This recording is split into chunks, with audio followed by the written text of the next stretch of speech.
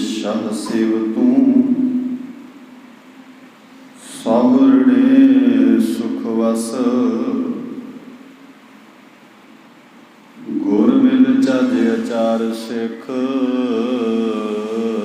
तुद कदे न लगे दुख। गुर मिल चज अचार सिख तुद कदे न लगे दुख। आओ कोशिश करिए गुरु साहिबाना नूं मिल के असीं सतगुरां तों चज अचार सिख सकीए जो साडी जिंदगी का गहना है, जिस करके असी सतगुरां दी निगाह विच प्रवान चढ़ना है। गुरुद्वारे का मकसद ये है कि गुरु कोल बैठ के मनुख गुरां तो अकल लैके अपनी जिंदगी के अंदर चज ते आचार सीखे। पदार्थवादी युग ने हर एक चीज़ की परिभाषा बदल दी है। रिश्तियां की परिभाषा बदल गई, पढ़ाई की परिभाषा बदल गई, राजनीति की परिभाषा बदल गई, टीचर की परिभाषा बदल गई, स्टूडेंट की परिभाषा, विद्यार्थी की परिभाषा बदल गई। जदों सब कुछ बदल रहा है तो मनुख ने फिर धर्म नूं भी बदल दिता है। इसने गुरुद्वारे की परिभाषा भी बदल दी है, क्योंकि मनुख हर एक चीज़ की परिभाषा अपने हिसाब नाल निर्धारित करता है। पर जिस परपज विचों, जिस मकसद विचों गुरुद्वारे, धर्मशाल, पाठशाल, चिटसाल, टकसाल, ये सारे शब्द बाबे ने बाणी विच वरते हैं। जिस मकसद विचों ये शब्द निकले सन वो मकसद दिनों दिन अलोप हुंदा नज़र आ रहा है। और उस मकसद नूं पूरा करिए गुरां कोल जदों आइए, सतगुरां कोल जदों आइए तो चज आचार सीखण दा यतन आपां सारे करिए। गुरु साहब साडे मन की भुख नूं मिटाउंदे हन। साडा मन गुरां कोल आके रजिया रजिया जा फील करता है, तृप्त होया फील करता है। पदार्थ मन दियां भुखां नूं वधाउंदे हन, गुरु मन की भुख नूं रजाउंदा है। ये फर्क है। ध्यान नाल समझोगे तो गल्लां सौखियां समझ आउणगियां। अज असीं जिस महान योधे नूं याद करन दा यतन कर रहे हाँ, आप जी दे नगर विच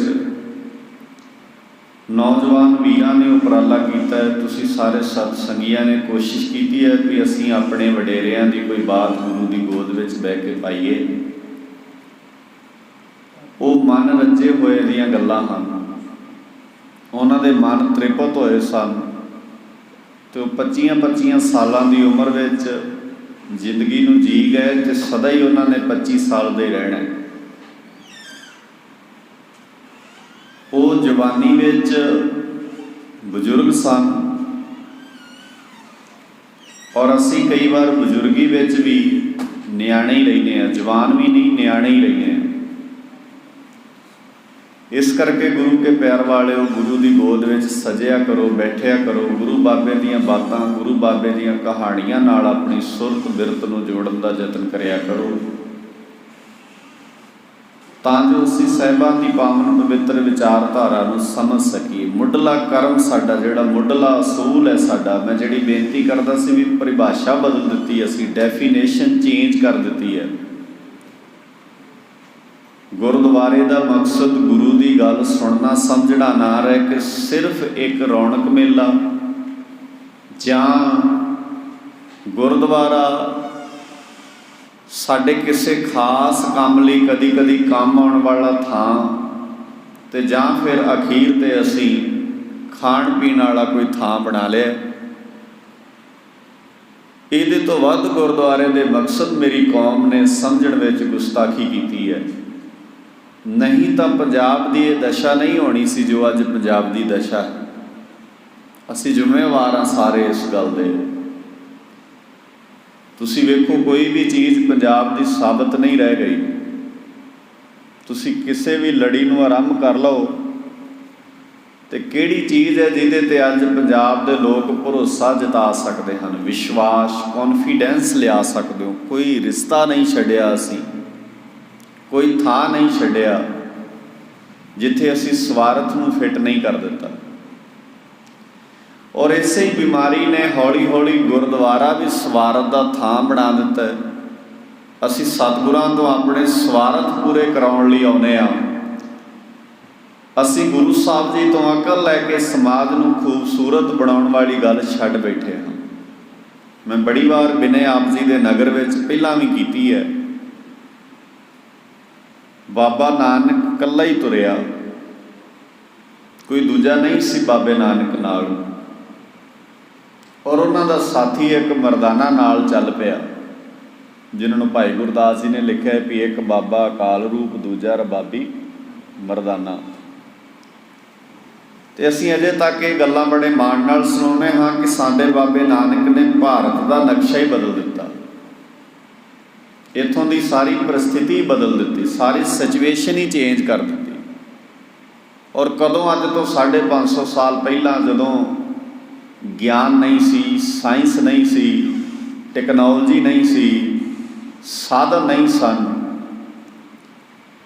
उदों एक बार गल कह देनी तो वह गल दोबारा किसी दूजे नूं कहनी होवे तो उहदे कोल जाके ही करनी पैंदी सी। होर कोई तरीका नहीं सी कि उही गल तुहाडी दूजिਆਂ तक डिलीवर कर दी जाए।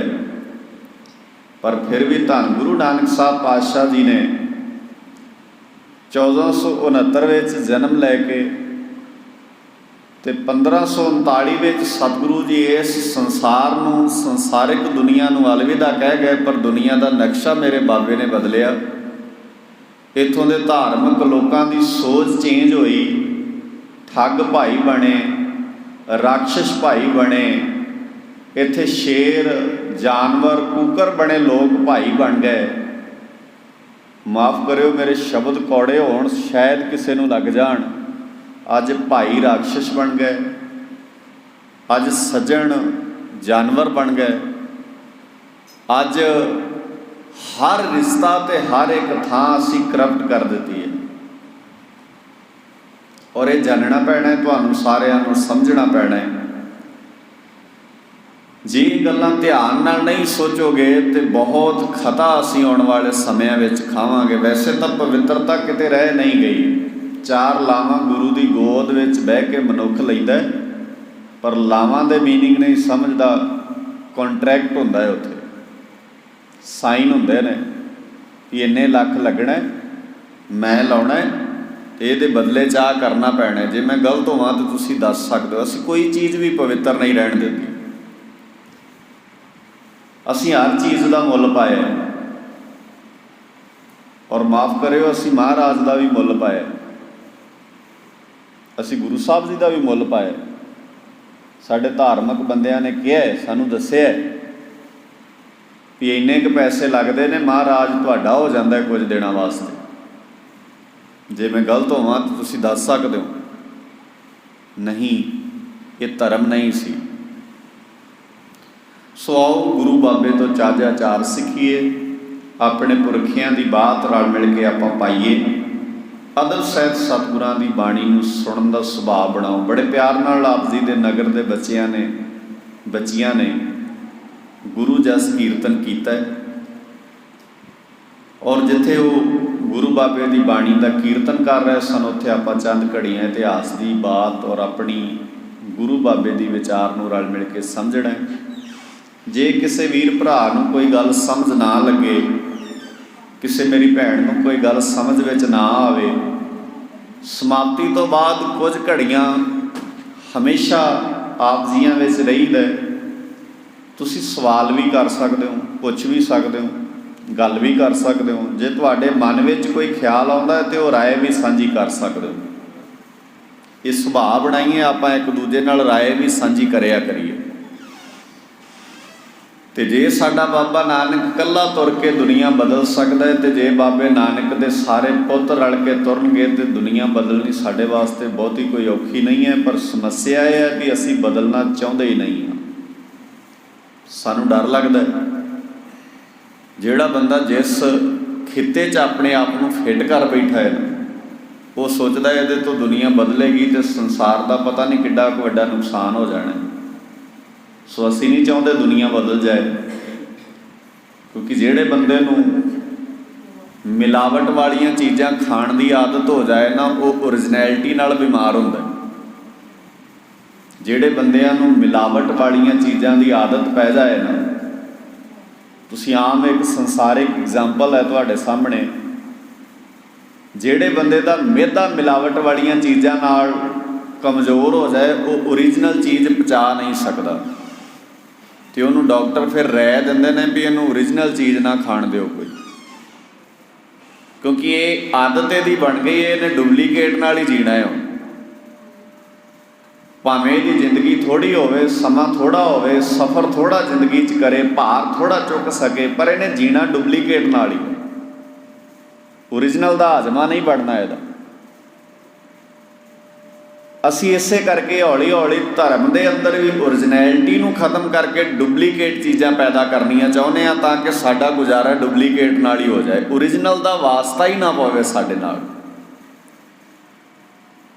ਤੇ ਅਸੀਂ ਬਣਾ ਲਏ, ਮਿਥ ਲਏ, ਨਿਰਧਾਰਤ ਕਰ ਲਈਆਂ ਨੇ ਗੱਲਾਂ।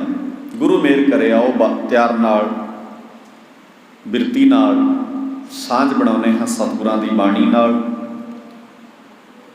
ਧਰ ਜੀਅਰੇ ਇੱਕ ਟੇਕ ਤੂੰ, ਲਾਹ ਬੇਡਾਨੀ ਆਸ। ਇੱਕ ਤੇ ਰੱਖੀਏ ਟੇਕ। ਧਰ ਜੀਅਰੇ ਇੱਕ ਟੇਕ ਤੂੰ, ਲਾਹ ਬੇਡਾਨੀ ਆਸ। ਨਾਨਕ ਨਾਮ ਧਿਆਈ ਐ, ਕਾਰਜ ਆਵੈ ਰਾਸ। ਜੈਸਾ ਸਤਿਗੁਰ ਸੁਣੀਂਦਾ, ਤੈਸੋ ਹੀ ਮੈਂ ਡੀਠ। ਵਿਛੜਿਆ ਮਿਲੈ ਪ੍ਰਭੂ, ਹਰ ਦਰਗਹ ਕਾ ਬਸੀਠ। ਕਰਵਤ ਭਲਾ ਨ ਕਰਵਟ ਤੇਰੀ, ਲਾਗ ਗਲੇ ਸੁਨ ਬਿਨਤੀ ਮੇਰੀ। ਜੋ ਤਨ ਚੀਰੈ ਅੰਗ ਨ ਮੋਰੋਂ, ਪਿੰਡ ਪਰੈ ਤੋ ਪ੍ਰੀਤ ਨ ਤੋਰੋਂ। ਜੋ ਤਨ ਚੀਰੈ ਅੰਗ ਨ ਮੋਰੋਂ। ਸਾਰੇ ਕਰਿਓ ਕਿਰਪਾ ਇੱਕ ਵਾਰ। ਜੋ ਤਨ ਚੀਰੈ ਅੰਗ ਨ ਮੋਰੋਂ, ਪਿੰਡ ਪਰੈ ਤੋ ਪ੍ਰੀਤ ਨ ਤੋਰੋਂ। ਪਿੰਡ ਪਰੈ ਤੋ ਪ੍ਰੀਤ ਨ ਤੋਰੋਂ। ਸਾਰੇ ਕਿਰਪਾ ਕਰੋ ਇੱਕ ਵਾਰ, ਸਾਰੇ ਸਾਥ ਦਿਓ। ਪਿੰਡ ਪਰੈ ਤੋ ਪ੍ਰੀਤ, ਗੱਜ ਕੇ। ਪਿੰਡ ਪਰੈ ਤੋ ਪ੍ਰੀਤ, ਪਿੰਡ ਪਰੈ ਤੋ ਪ੍ਰੀਤ ਨ ਤੋਰੋਂ। ਦੀਨ ਦੁਨੀ ਦੇ ਮਾਲਕ, ਹਲਤ ਪਲਤ ਸਵਾਰ ਦੇਣਹਾਰ ਸੱਚੇ ਪਾਤਸ਼ਾਹ ਸਾਹਿਬ ਸ੍ਰੀ ਗੁਰੂ ਗ੍ਰੰਥ ਸਾਹਿਬ ਜੀ ਦੇ ਮੁਕੱਦਸ ਚਰਨਾਂ ਅੰਦਰ ਸਜ ਬੈਠੇ ਗੁਰੂ ਪਿਆਰ ਵਾਲਿਓ, ਆਓ ਇਤਿਹਾਸ ਤੇ ਬਾਣੀ ਦੀ ਵਿਚਾਰ ਆਰੰਭਦੇ ਹਾਂ। ਵਿਚਾਰ ਆਰੰਭਣ ਤੋਂ ਪਹਿਲਾਂ ਗੁਰੂ ਬਖਸ਼ਿਸ਼ ਦੁਹਰਾਈਏ, ਕੋਈ ਵੀ ਰਸਨਾ ਫਤਿਹ ਤੋਂ ਵਾਂਝੀ ਨਾ ਰਹੇ। ਗੱਜ ਕੇ ਆਖੋ, ਵਾਹਿਗੁਰੂ ਜੀ ਕਾ ਖਾਲਸਾ, ਵਾਹਿਗੁਰੂ ਜੀ ਕੀ ਫਤਿਹ। ਸਾਹਿਬਾਂ ਦੀ ਪਾਵਨ ਪਵਿੱਤਰ ਗੋਦ ਵਿੱਚ ਬਹਿ ਕੇ ਕੋਸ਼ਿਸ਼ ਆਪਾਂ ਕਰਨੀ ਹੈ, ਜੋ ਕਿ ਨੌਜਵਾਨ ਵੀਰਾਂ ਨੇ, ਆਪ ਸਤ ਸੰਗੀਆਂ ਨੇ ਉਪਰਾਲਾ ਕੀਤਾ ਹੈ ਵੀ ਅਸੀਂ ਭਾਈ ਤਾਰੂ ਸਿੰਘ ਜੀ ਬਾਰੇ ਕੁਝ ਜਾਣੀਏ। ਬੜੀ ਚੰਗੀ ਗੱਲ ਹੈ। ਪੰਜਾਬ ਦੇ, ਜਿਵੇਂ ਮੈਂ ਪਹਿਲਾਂ ਕਹਿ ਰਿਹਾ ਸੀ ਨਾ, ਵੀ ਅਸਲੀ ਚੀਜ਼ਾਂ ਤੁਹਾਡੇ ਤੋਂ ਲੁਕਾ ਲਈਆਂ ਨੇ ਤੇ ਨਕਲੀ ਤੁਹਾਨੂੰ ਵਿਖਾ ਦਿੱਤੀਆਂ ਨੇ। ਇੱਦਾਂ ਹੀ ਪੰਜਾਬ ਦੇ ਅਸਲੀ ਹੀਰੋ ਨੇ ਨਾ, ਜਿਹੜੇ ਅਸਲੀ ਨਾਇਕ ਨੇ ਜਿਹੜੇ ਪੰਜਾਬ ਦੇ, वो साडियां अखां तो परोखे कर दिते हैं ते नकली हीरो बना बना के साडे यूथ नूं विखाए जाते हैं। तो शुक्र है किसी नगर दे वीर ये उद्यम करते हैं भी असीं अपनी असली हीरोआं बारे भी थोड़ा बहुता जाणीए, असली नायक पछाणीए।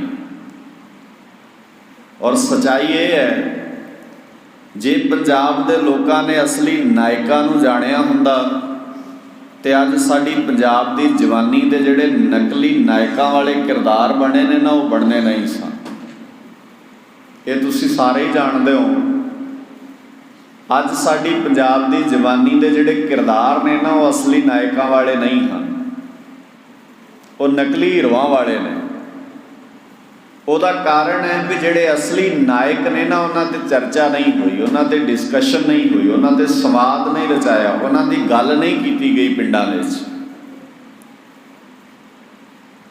और जे ਉਹਨਾਂ ਦੀ ਗੱਲ ਕਰਨੀ ਚਾਹੁੰਦੇ ਆ ਤਾਂ ਆਓ ਅਸੀਂ ਇਤਿਹਾਸ ਦੇ ਉਹਨਾਂ ਵਰਕਿਆਂ ਨੂੰ ਫਰੋਲੀਏ।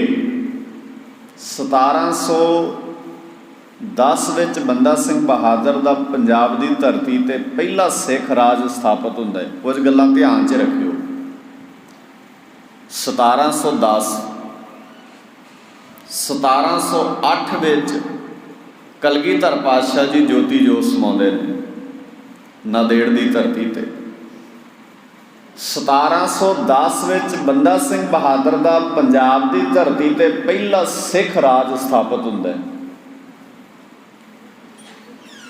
जिस सिख राज ने ये नवे तरह का सुभाव, नवे तरह की एक पिरत दुनिया के अंदर पाई सी भी राज करने वाला किसी फिरके का राजा नहीं होंदा। ध्यान नाल समझियो गल, फिर पल्ले पैनी है गल। राज करने वाले बंदे किसी फिरके के राजे नहीं होंदे। जिवें आम करके पिंडां 'च पंचायतां बनदियां ने तो पिंड की पंचायत नहीं होंदी, वो किसी खास बंदियां दी पंचायत बन जाती है। तुसीं आम करके वेखो साडे सुभाਅ 'च है ऐरकी पंचायत किन्हां दी है, फिर ਇਹਦਾ मतलब किसी बंदे दी पंचायत पिंड दी हुंदी है।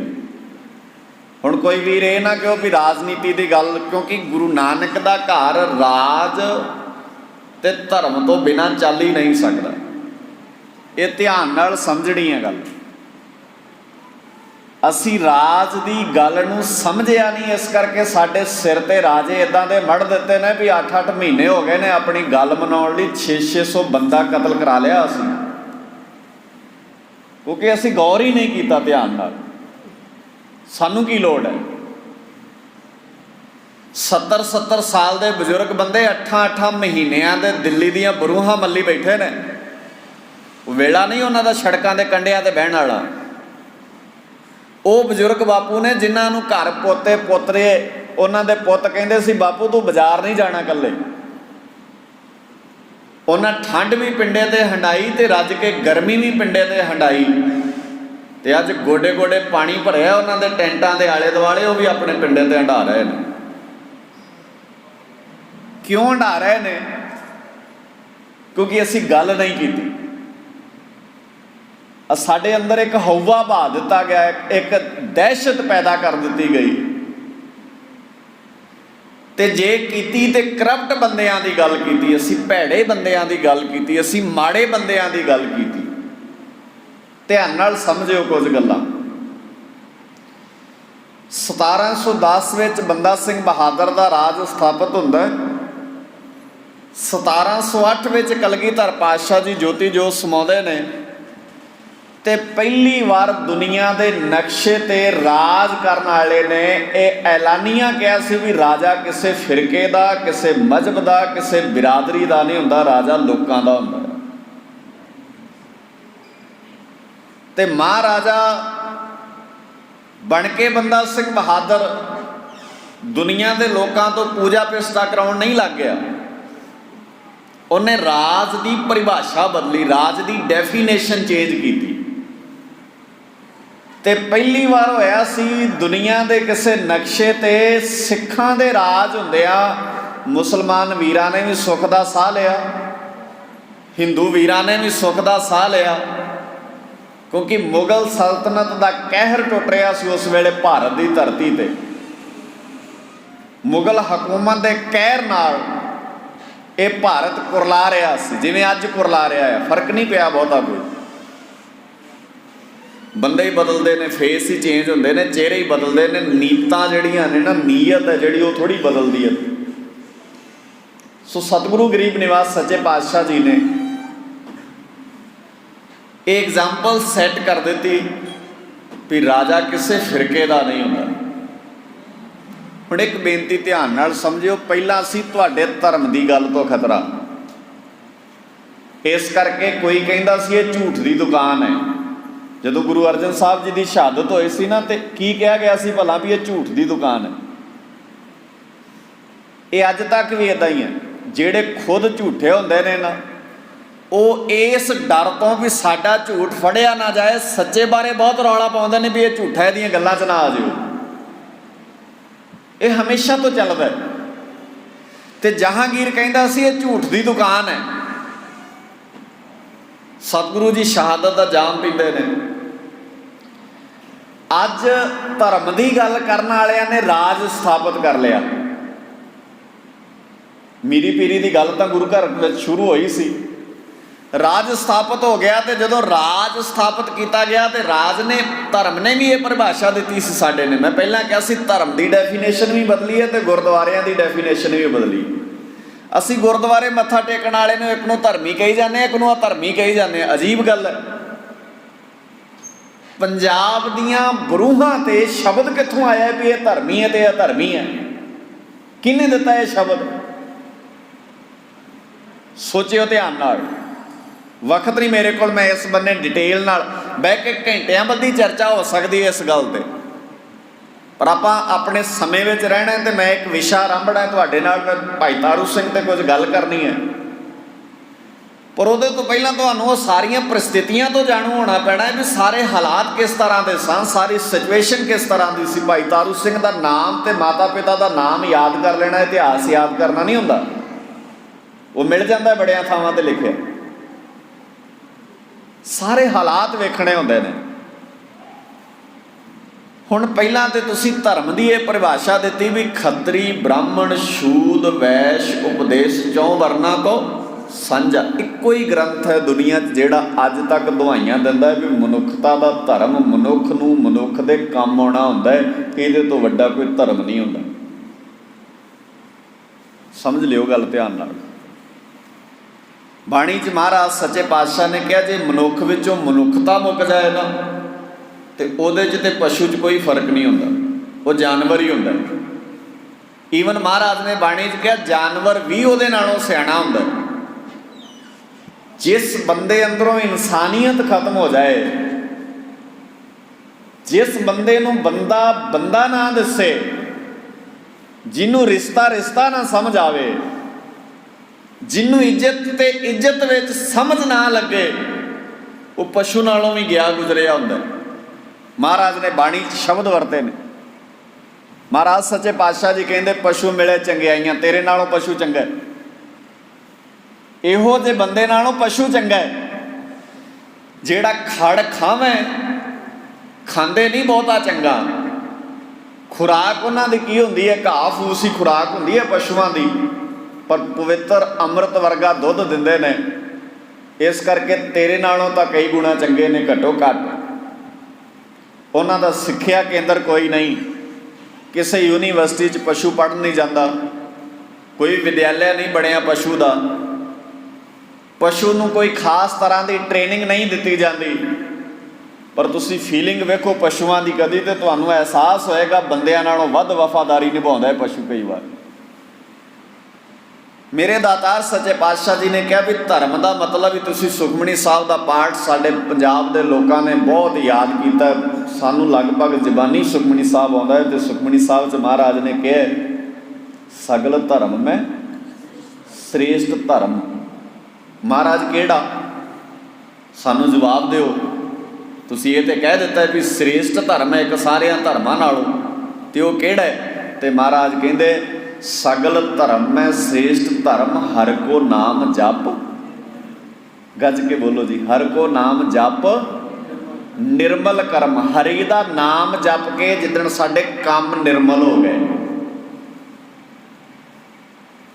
हरि का नाम जप के काम निर्मल हो गए। निर्मल काम का मतलब है जिन्हां कामां विच दूजियां नूं डेगना ते खुद नूं खड़े करना ना हो, वो निर्मल कर्म हुंदा।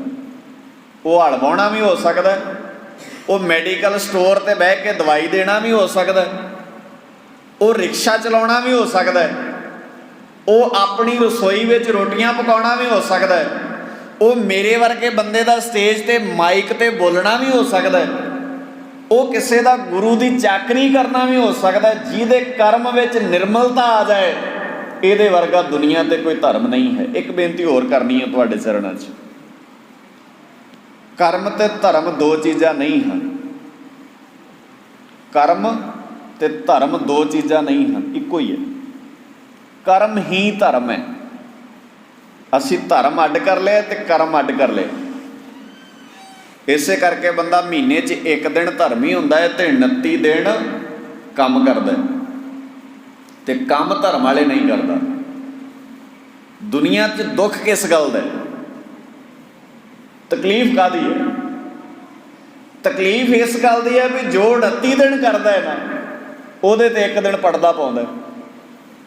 ते मेरे वर्गे ज्ञानी बंदे उहदे 'च इनवॉल्व हुंदे ने, उहदे कीते 29 दिनां दे कर्मां ते पड़दा पाउण लई, क्योंकि उन्हां दा स्वार्थ जुड़िया हुंदा उहदे नाल। जे उन्होंने ये कह देन भी जा 29 दिन जेडे काम किए ने तेरे ओहो ही धर्म ने, अगली बार 28 दिन चंगे काम करी, 25 दिन चंगे काम करी, तेरा इत्थे आउण दा मतलब ही कोई नहीं बनता, फिर मेरा तोरी फुलका किवें चलेगा, मेरा रोजगार किवें चलेगा, मेरी रोटी कित्थों चलेगी? ते मेरे वर्गे बंदे ने कभी भी कर्म नूं धर्म नहीं बन देना। उन्हें कहना है भी धर्म मैं बनावांगा।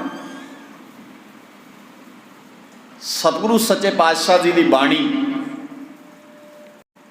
और जिन्होंने तुसी अज याद कर रहे हो, कर्म धर्म हुंदा है। जेड़ा कर्म धर्म नहीं करता वह धर्म बाबे की बाणी ने फुकट के है। शब्द पढ़ देना याद है तुहानू सारिਆਂ नू, पाठ पढ़ना धर्म नहीं है, पूजा करनी धर्म नहीं है। मेरे ते भरोसा नहीं करना बिल्कुल। शहीदां दे सरताज पिता गुरु अर्जन साहब जी नूं पुछिए, महाराज मनदे हो तुसीं किसी कर्म नूं धर्म जिहदे विच निर्मलता ही ना होवे? ते महाराज सच्चे पातशाह जी कहंदे, मेरे बच्चेआ ध्यान नाल सुण, पाठ पढ़िओ और वेद विचारिओ। तू पाठ पढ़ लिया ते धर्म दी विचार कर ली, वेद विचारिओ। निवल भयंगम साधे, तू बहुत तरह के धर्म के कर्म करने वास्ते अखां बंद कीतियां, समाधियां लाइयां, चौंकड़े मारे, रीढ़ दी हड्डियां सीधियां कीतियां, परिवार नाल नाता तोड़ लिया, पहाड़ां दीयां गुफावां च बह गया जाके। ये निवली कर्म हुंदा है। कई बंदे हुंदे ने जिहड़े कहंदे भी चौंकड़ा मार लिया 5 दिनां बाद खोलना, फिर की होएगा?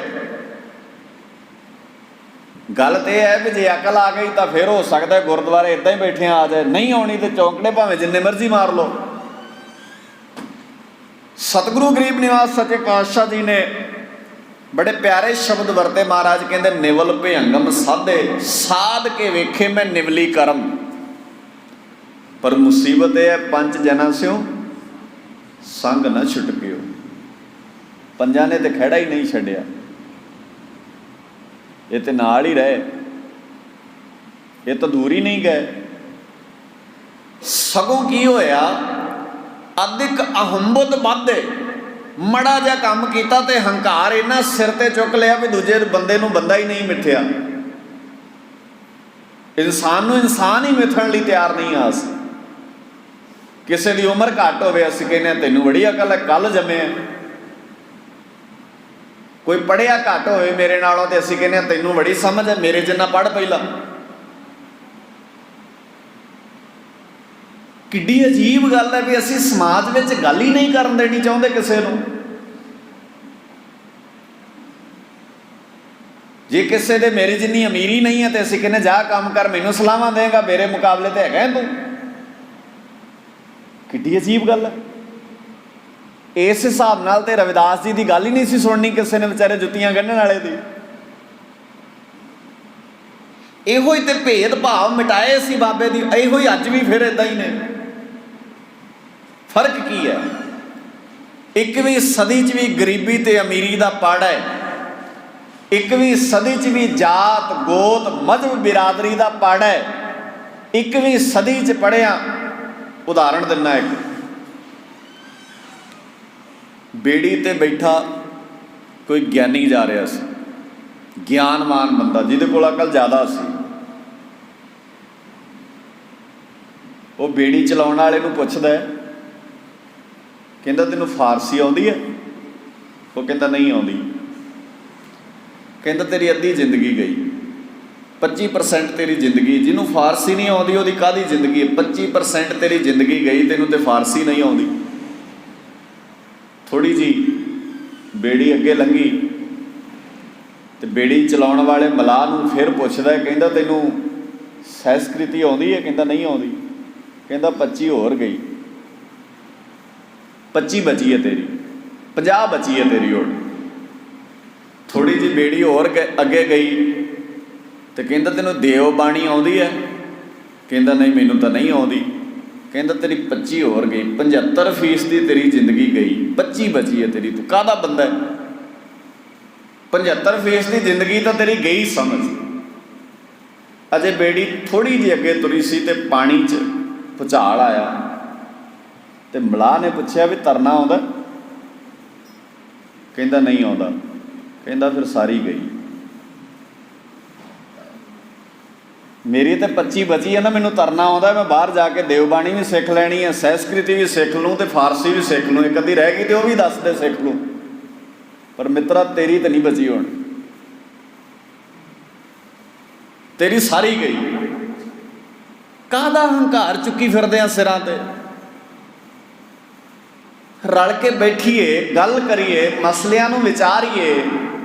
ਸਰਬੱਤ ਦੇ ਭਲੇ ਮੰਗਣ ਵਾਲੀ ਕੌਮ ਇੱਕ ਦੂਜੇ ਦੇ ਸੁੱਖ ਵੇਖ ਕੇ ਸੜੀ ਜਾਂਦੀ ਹੈ।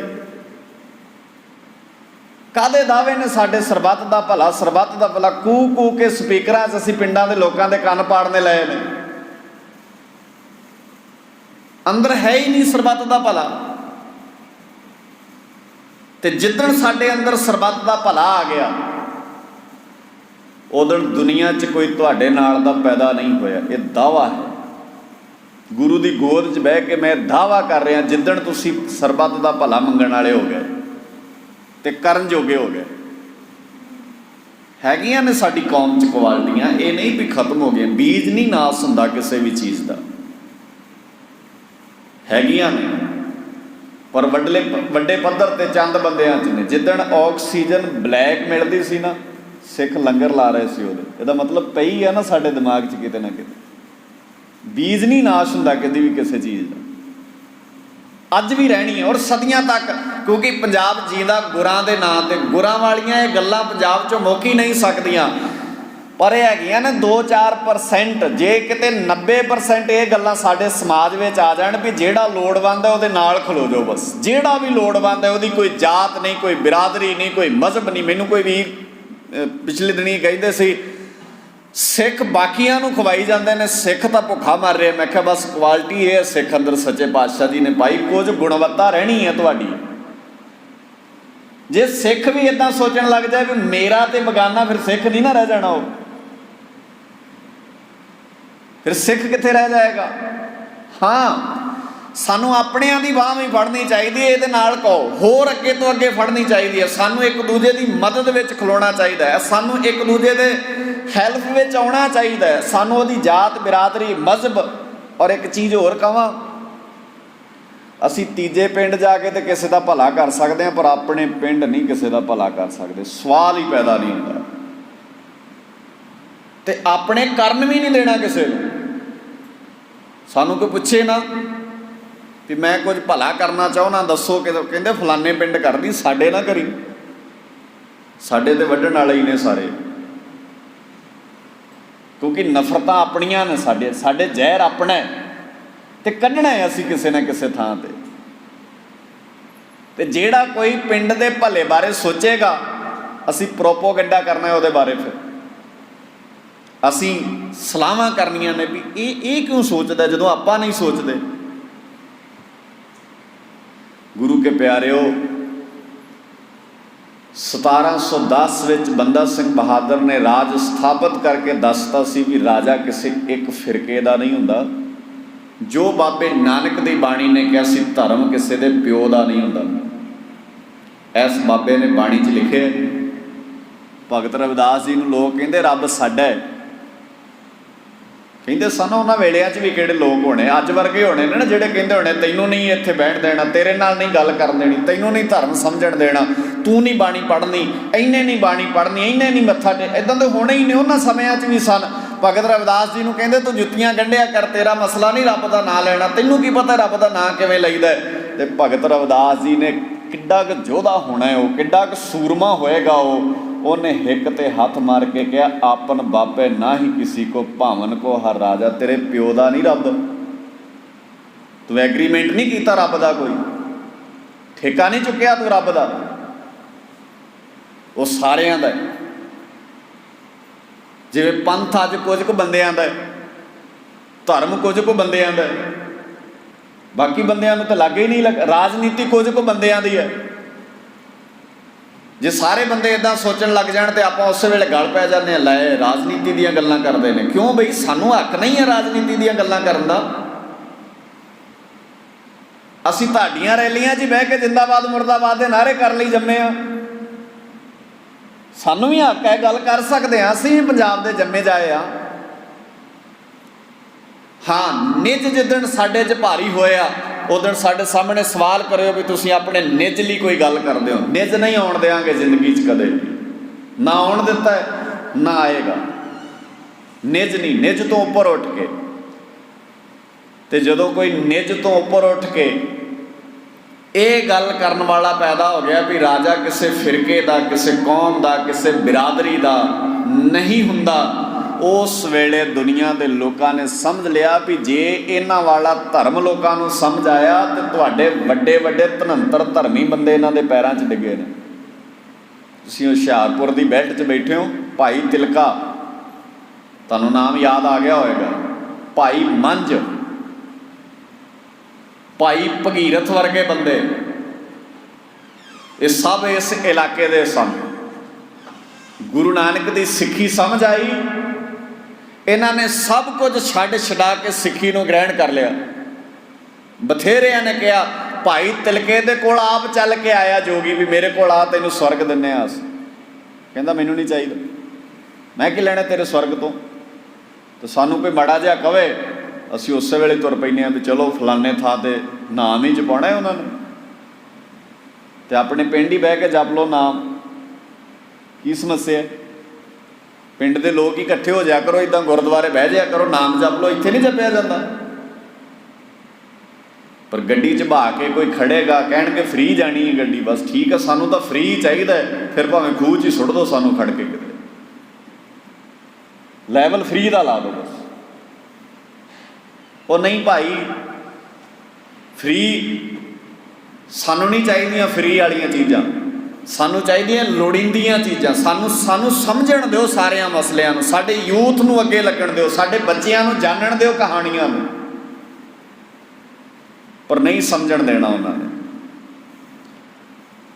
ਖੈਰ ਜਦੋਂ ਧਰਮ ਦੀ ਗੱਲ ਚੱਲੀ ਉਦੋਂ ਧਰਮੀ ਪਿੱਟੇ ਮੱਚੇ ਤੇ ਬਾਬੇ ਨਾਨਕ ਨੂੰ ਭੂਤਨਾ ਬੇਤਾਲਾ ਤੱਕ ਗਿਆ ਉਹਨਾਂ ਨੇ।